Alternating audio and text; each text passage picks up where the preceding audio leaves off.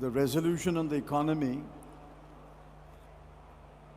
was moved by my good friend Shri Kamal Nath and was seconded by Srimati Supriya Srinath.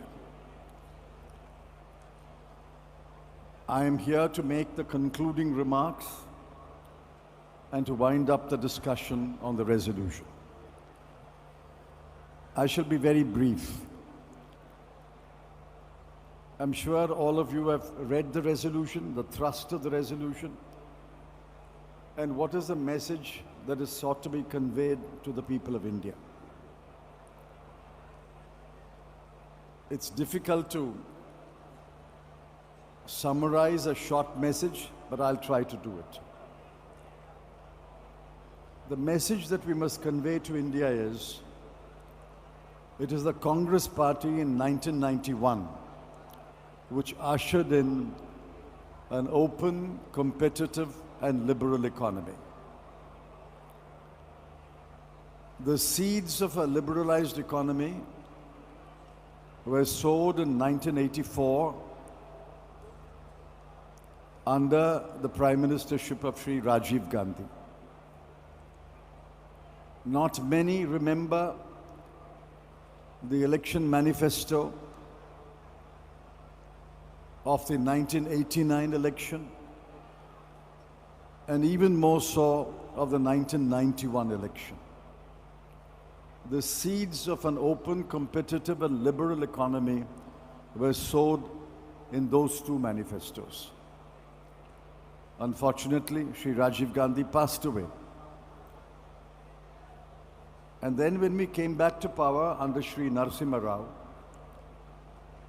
Dr. Manmohan Singh, as Finance Minister, took upon himself the bold action of opening up India's economy.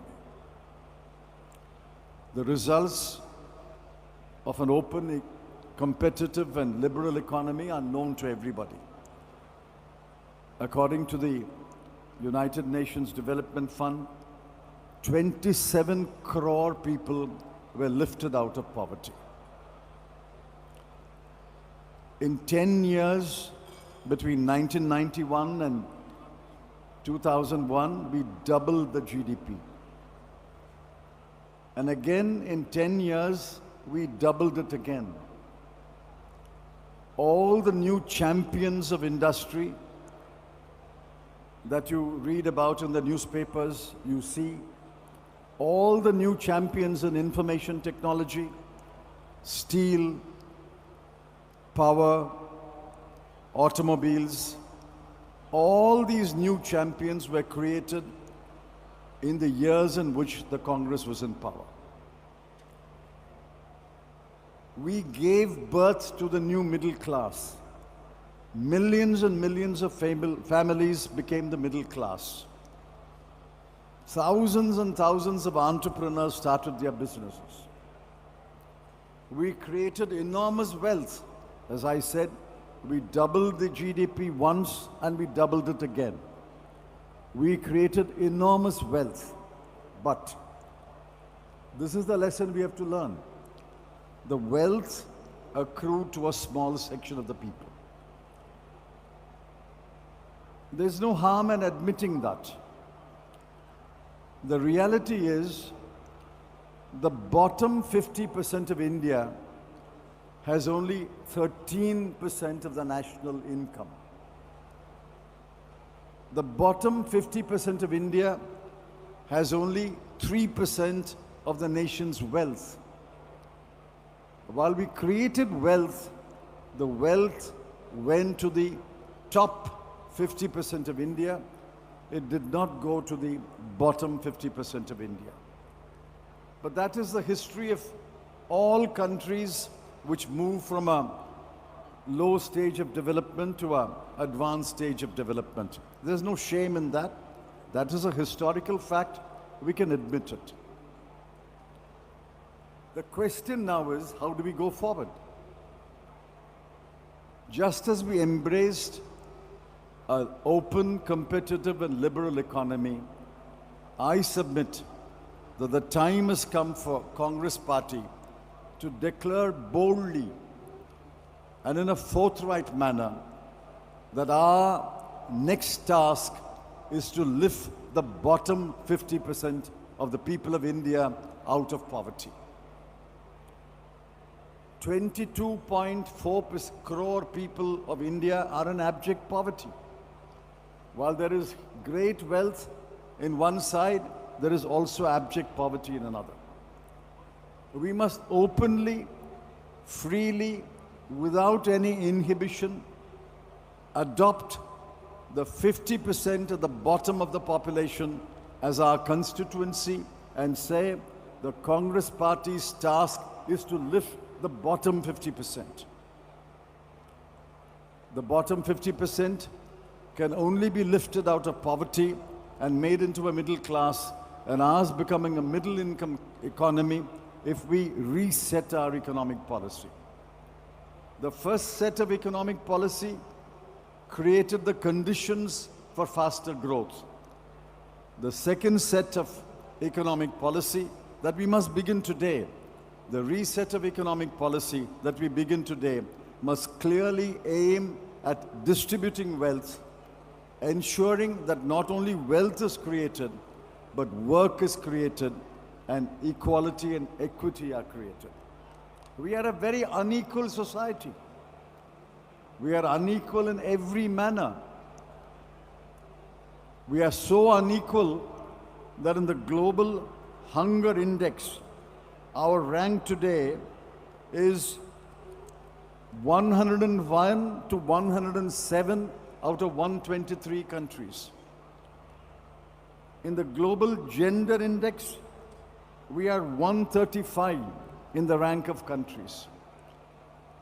This is perhaps the fastest developing country which is most unequal. And this inequality will lead to political instability as well as social strife.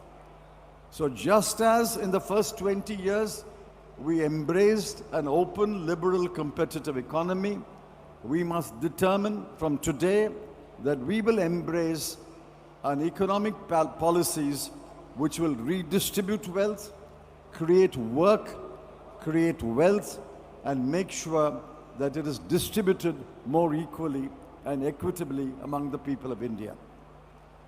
Just as the top 50% enjoyed the benefits of our economic policies, the bottom 50% must enjoy the benefits of our economic policies. We must not hesitate, we must not flinch, we must not be afraid to openly declare that from this day onwards, the Congress's economic policies will create work, will create wealth, but will ensure that it is equitably distributed so that the bottom 50% of the population will get the most of the benefits over the next 10, 20 years. The BJP will not do that. The BJP believes in cronyism. The BJP believes in concentrating wealth in a few hands. The BJP believes in creating monopolies. We must determine that this concentration of wealth will be broken. Monopolies will be broken. Cronyism will be ended. We must get rid of cronyism, monopolies, and concentration of wealth and ensure the vast majority of the people of India enjoy these benefits. If I go into various statistics and data, you will see how the poor people live. We know how the poor people live. We try to ignore them. We close our eyes when we see poverty. There is poverty in the streets. There's poverty in a person begging on the streets. There's poverty in street children. There are poverty in families living under bridges. There is poverty in our villages where they do not have a roof over their head. There's poverty in 30 crore daily casual labor in this country. While a large number has become prosperous and have become middle class, an equally large number is poor. While there is this 50%, which is 70 crore, and that number blinds us. But remember, there is another 70 crore which is in poverty. Another 70 crore which are denied the benefits. Just as we embrace the top 50% have benefited from our 50%, the top 50% have benefited from our policy. Let us decide to reset our policy so that the bottom 50% will benefit over the next 10, 20 years. And that is the thrust of this resolution. I'm not going into the details of this resolution. You have read it. You will read it in tomorrow's newspapers. You will hear it about in channels. You will hear it in discussions.